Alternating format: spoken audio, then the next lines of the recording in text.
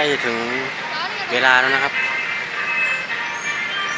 ผู้คนยังวิ่งอยู่ผู้คนยังขยับอยู่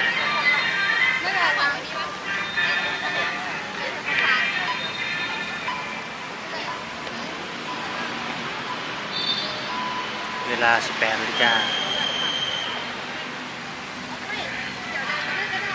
ยืนแล้วนะครับเสียงเพลงเบามาก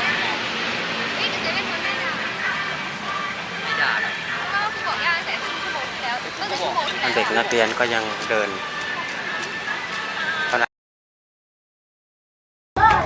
วันนี้จะเอาความรู้มาแชร์แบ่งปันให้น้องเจนกับน้องพิมพ์เนาะได้เห็นได้เรียนรู้เนาะเป็นความรู้นอกห้องที่ครูโอได้เอามาจากต่างประเทศก็คือประเทศไทยเนาะครูโอก็ไม่ได้ไปต่างประเทศประเทศอื่นเนาะไปแต่ประเทศไทยแล้วครูโอก็เอามาแบ่งปันน้องๆเนาะให้น้องๆชมแต่ว่าอยู่ในคลิปนี้เนาะครูโอเอามารีแอคชั่นเนาะเป็นคลิปของตามภาษาเบาตู่ชาแนลก่อนอื่นค่ะสบายดีพ่อแม่พี่น้องฟังเราฟังไทยทั้งในและก็ต่างประเทศเนาะมาติดตามรับชมคลิปนี้ไปน้ำกันแล้วจะให้น้องเจนกับน้องพิมพ์เนาะติดตามสังเกตเบิ่งให้ดีๆว่าอยู่ในคลิปนี้เห็นอย่างเดงแล้วผู้คนเขาเฮ็ดแนวใดเขาเฮ็ดหยังเนาะคือสำคัญที่สุดเลยคลิปนี้เพราะว่าน้องๆนักเรียนหรือว่าลูกศิษย์ของครูโอจะต้องได้เอาไปนำใช้ในชีวิตประจำวันทุกคนน้องๆจะได้เอาไปนำใช้ในชีวิตประจำวันก็คือการเวลาไปเข้าโรงเรียนเนาะต้องได้ปฏิบัติแล้วก็เฮ็ดให้ได้เนาะทรงน้องพร้อมที่จะไปชมแล้วบ่พร้อมแล้วเนาะไปชมกันเลยนี่ทุกคนก่อนอื่นก็ต้องขออนุญาตเนาะคลิปต้นฉบับก็คือตามภาษาเบาตูชาแนลทุกคนเนาะทุกคนสามารถไปชมคลิปต้นฉบับได้เนาะไปชมกันเลยสวัสดีครับสวัสดีท่านผู้ชมนะวันนี้ผมอยู่ที่สวนจตุจักรนะทุกคนนะสวนจตุจักรบรรยากาศแบบดีคนเยอะมากนะวันนี้เราจะมาดูนะบรรยากาศ 18 นาฬิกาจะมีการยืนตรงเคารพธงชาตินะจะมาดูว่าคนไทยคนชาวต่างชาติหรือว่าแรงงานพม่านะแรงงานลาวที่มาเที่ยวที่นี่นะจะยืนเคารพธงชาติเพลงชาติในเวลา 18 นาฬิกาทำตามคนไทยหรือเปล่านะครับเราไปตามรับชมนะครับคนเยอะมากนะที่บ้านเฮามีบ่18 นาฬิกาแล้วเคารพธงชาติบ่มีค่ะมีแต่ตอนใดมีแต่วันจันทร์กับวันศุกร์มีแต่วันจันทร์เอาธงขึ้นวันศุกร์เอาธงลง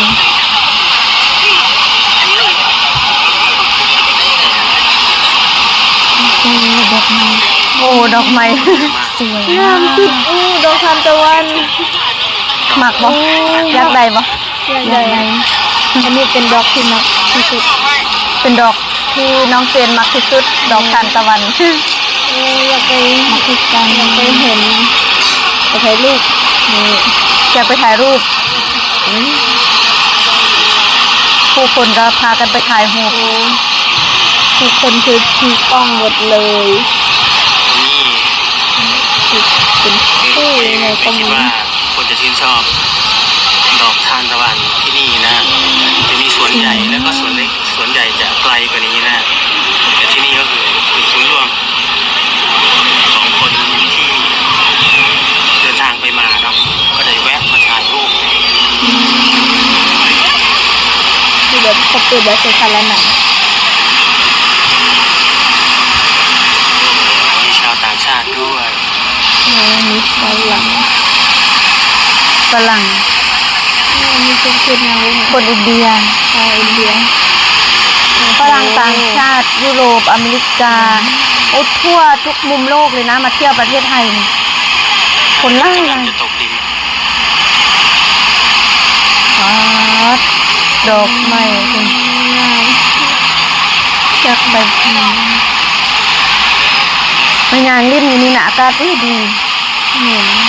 บ่คิดบ่ฝันว่าอยู่กลางเมืองกรุงจะมีแบบสถานที่คือแต่อยู่ในป่า นี่นะ มีสัตว์ นั่งในสวนกัน มีสัตว์ป่าหลาย สบายใจพักผ่อนหย่อนใจวันหยุดวัน อ๋อ เสาร์ วันหยุดวันเสาร์ เป็นลายโอ้โหอันนั้นคือมีนั่นเดงบรรยากาศคือดีสุดทางหันก็เป็นสวนกว้างสุด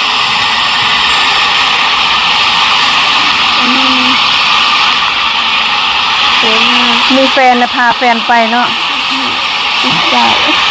อิจฉาว่าซั่น แต่อีกแหละ นี่พิมพ์นะอิจฉา แต่อีกแหละถึงอิจฉามีคนจะกองให้อันนี้ก็เดี๋ยวไปให้กองให้ก็ได้การจะ บ่ต้องไปอิจฉาคนอื่น ยามจะไม่ได้ไปเลยแบบที่สวยมาก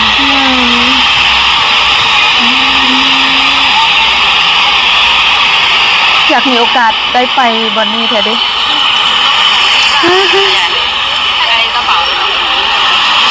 นี่มีมัม จึงไปเลยนั่งไอ้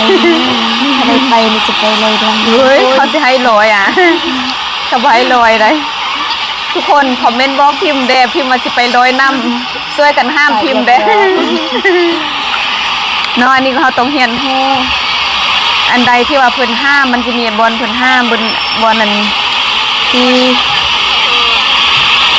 เขาห้ามมันก็แบบว่าห้ามเหยียบหญ้าห้ามลกดินห้ามจับสัตว์สินะห้ามให้อาหารสัตว์ก็มีก็ห้ามลงน้ำห้ามจับปลามีหมดห้ามสูบยาถ้าฝ่าฝืนปรับ 2,000 ถึง 5,000 แล้วมีห้ามเดินไหม นี่ ห้ามเดินเหยียบหญ้าไง โอ้ย ห้ามเดินเหยียบหญ้า บรรยากาศนะบรรยากาศผู้คน สะออนเนาะประเทศไทยมีแบบ แห่งนี้ ไปนอนแถวนี้เลย ดูเขามานอน นี่ คือ ทำไมเลยน้ำเดี๋ยวนอนบน คึกคักเนาะเห็นอย่างอยู่ใน เห็น ผู้คนเต็มไปเลย แต่ว่าบ่เห็นขี้ ไม่ เหงื่อ เห็นไม่เห็นเงินอะไรอันนี้คือ เขารักษาความสะอาดได้ดีสุดประเทศไทยเขาปลุกซ่อนกันตั้งแต่ยามน้อย เริ่มจากครอบครัวมันก็เลยเฮ็ดให้เขามีวินัยในการรักษาความสะอาด มีเบิ้งแล้วบ่แม่นเบิ้งละลาเลยก็ต้องเอาไปปฏิบัติใส่ให้มันได้พ้นเฮ็ดให้มันได้ซ่อนน้องซ่อนนุ่งแล้วก็มื้อหน้ามีครอบครัวก็ซ่อนลูกซ่อนหล้าน เพราะว่านี่คือ นี่ ผู้คน ๆ ยังวิ่งอยู่ผู้คนยังขยับอยู่ ฟังเซฟอย่างฟังดี โอ้นี่กำลังเลือก ฟัง เวลา 18 นาฬิกา เวลา18 นาฬิ นะ กา ครับ นี่เพิ่นบอกเขาเฮ็ด เสียงเพลงเบามาก โอ้ทุกคนอยู่ต้องยืนจะมีบาง เด็ก ส่วน นักเรียนก็ยังเดินฝรั่งก็ยังเดิน เพราะว่าเพลงชาติเบามากครับเหมือน อ๋อ นักศึกษานักเรียนยืนกัน อ๋อเพลงถ้ายืนครบเพลงชาติเพิ่นบ่ คือแบบ เพลงจบก็เดินต่อ นี่ โอ้ย บรรยากาศ ละเอียดมาก มีระเบียบวินัยแมันบ่ ของการยืนตรงเคารพธงชาติเนาะเพราะว่าเสียงเพลงดังเสียงเพลงเบามากครับทำให้ผู้คนไม่ค่อยได้ยินเนาะ บางคนบรินแต่เดินผ่าน บ่น่าแหละแบบบางคนก็บ่ได้ยินเพราะว่าเสียงมันเบา ป้าเสียงนก จบครับ คือแต่เอาไปอยู่ป่าเนาะอยู่บ้านเฮาเนาะสมัยตะกี้ยังได้ยิน คลิปนี้นะครับผมบาตูนะตามภาษาตัวขอกล่าวคำว่าสวัสดีครับ เดี๋ยวเจอกันใหม่ในคลิปต่อไป วิว โอ้ยเนาะตึก คนเยอะมาก โอ้อลังการมาก งามสุดพาไปยังเอาหมด โอ้ อยากเบิ่งอีก อยากเบิ่ง อยากเบิ่ง อี อี ก ก เห็นไหมยังอาจารย์สิถามเห็นยังอยู่ไหนหัน เห็นคนลาย แล้วก็ แต่ เห็น บ่มีขึ้นเยอะอย่างเลย แล้วก็ยังเวลา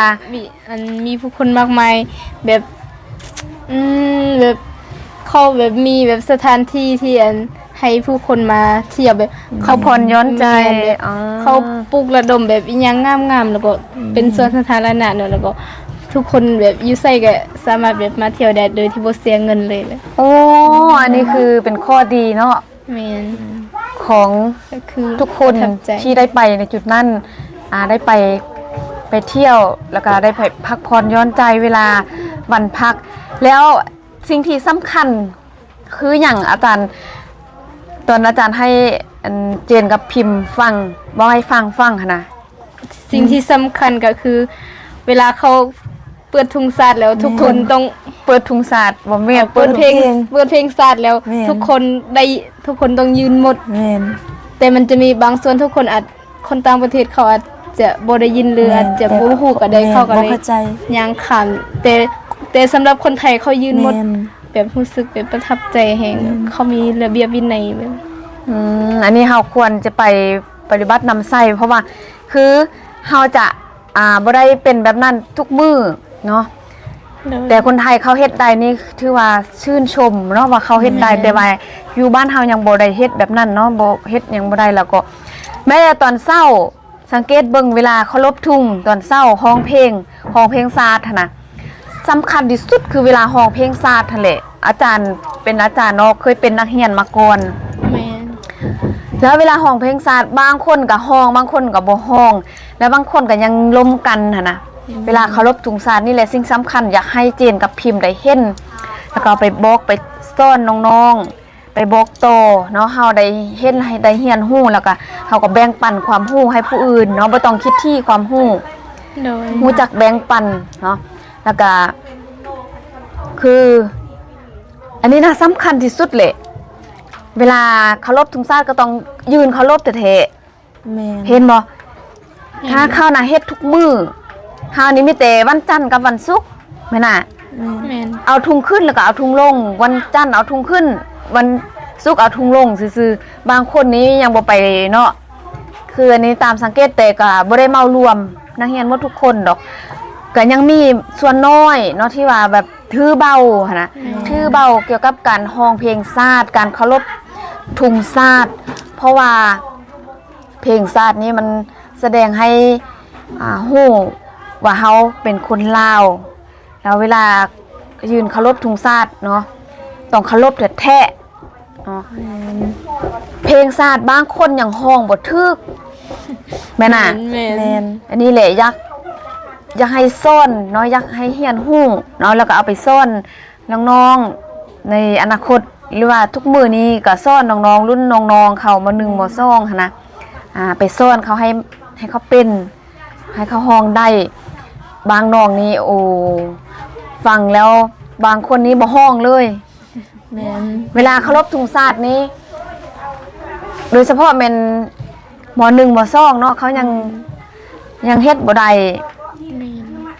คือว่าม5ม6นี่ก็ห้องก็เฮ็ดได้แล้วอะนะม6ม7แล้วก็ยังมีบางน้องที่ว่าแบบถือเบานี่แหละอยากให้ลูกศิษย์ของครูอเนาะได้เรียนรู้ให้เข้าใจถึงความสำคัญต่อเพลงชาติต่อการเคารพธงชาติมันสำคัญเบิ่งแต่ประเทศไทยเขาเคารพเนาะเขาเคารพเพลงชาติเขาเคารพธงชาติเขาเคารพเพลงชาติเวลาเพลงออกมาถึงว่าเขาจะอยู่ใส่เขายืนเคารพเลยนะ แม่น บ่เสื้อไปเบิ่งประเทศไทยนะบ่ว่าแต่อยู่ไสเวลาเฮาไปขึ้นรถก็คือกัน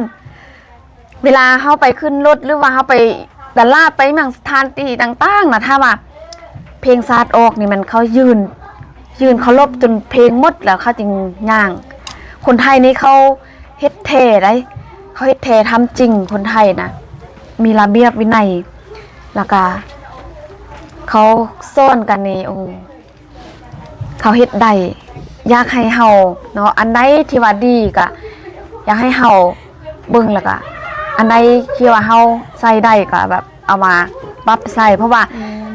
วัฒนธรรมเฮาเนาะวัฒนธรรมลาวเฮาก็มีการกราบไหว้เนาะแบบสบายดีเวลาเขาให้เครื่องให้ข้องหั่นน่ะเฮาก็ต้องนบขอบใจแมันบ่ แม่น แล้วจึงรับเครื่องรับข้องแมันบ่แล้วทุกมื้อนี้ส่วนหลายเนาะอย่างเห็นแบบ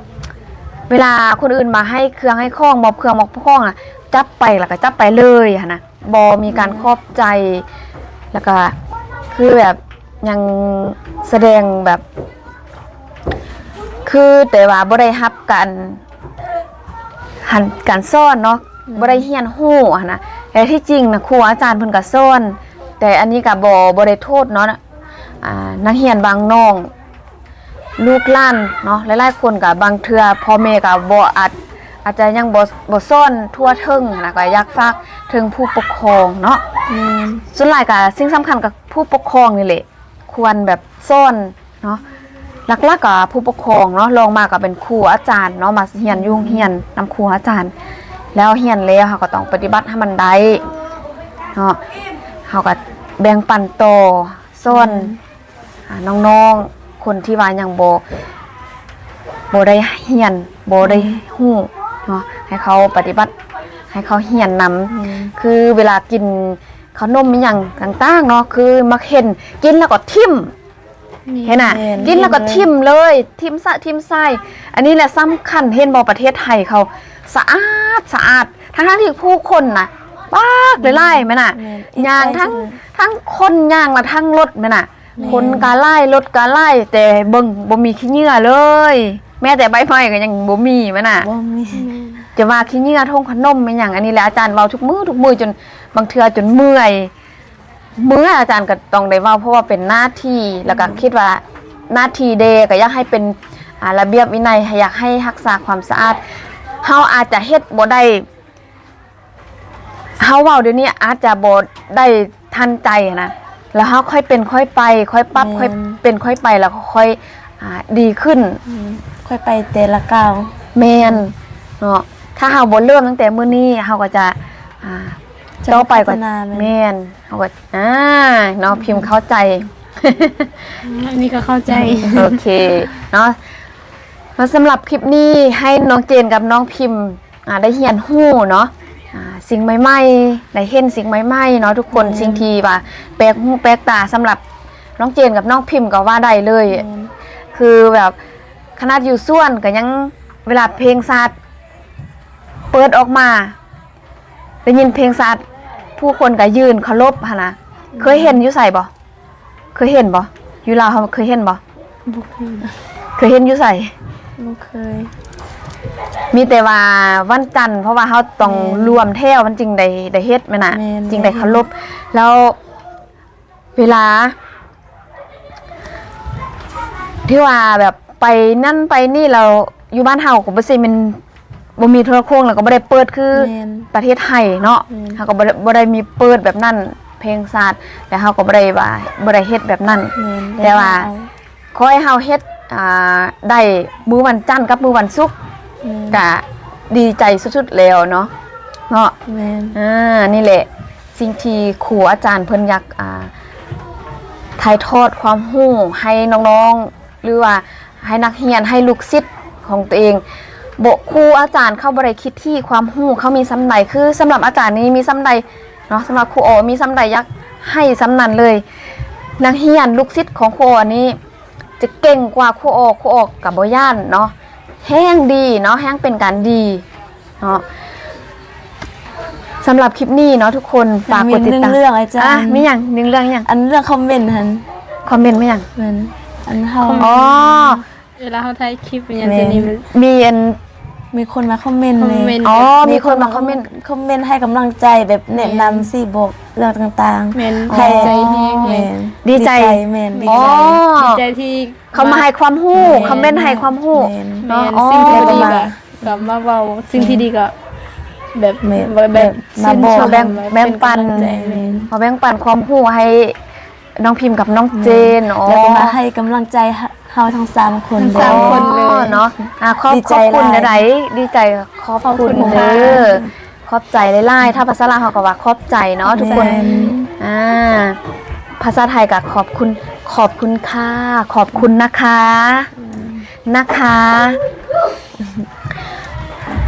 คลิปนี้กันยาวเนาะฝากทุกคนกดติดตามช่องครูอระดาเป็นกำลังใจให้ครูอกับน้องเจนน้องพิมพ์เนาะแล้วก็ฝากส่งโฆษณาช่องของครูอให้จบเนาะเพื่อเป็นกำลังใจให้พวกเราสำหรับคลิปนี้เราจะต้องจบคลิปไว้สักนิดก่อนพบกันคลิปต่อไปเนาะทุกคนต้องก้าวคำว่าสบายดี พบกันคลิปหน้าเด้อ